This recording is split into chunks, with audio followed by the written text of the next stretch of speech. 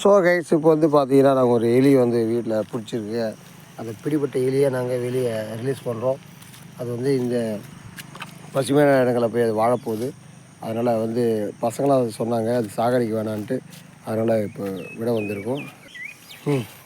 தரேன் அவரா நல்லா தரேன். எந்த விலங்கையும் கலக்கூடாது. ரெண்டாவது வாட்டி எலி விட்டு போகணும். அதுவும் பெரிய எலி எலி விட்டு போகணும். ஆமாம் சாவடிக்கக்கூடாது எலியை. சாவடிக்கூடாது. ஆமாம் இப்போ பாருங்கள் நான் எலி விட போகிறோம் வெளியே.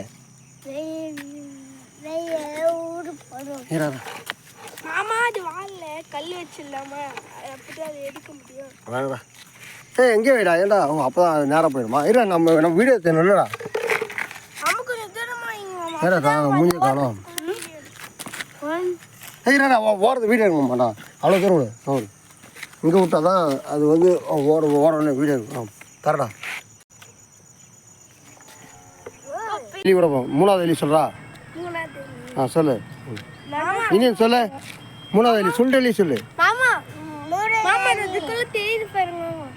ரோஹித் நீ சொல்லு அப்போ விட முடியும். சொல்கிறா. ஸோ கைஸ் மூணாவது எலி சுண்டு கல் வச்சிடலாமா மாமா? அதோட வால் மேலே அப்பதான் அது பொறுமையாக எடுக்க முடியும். வேணாம் தூடா எடுத்துக்கிச்சு. ரொம்ப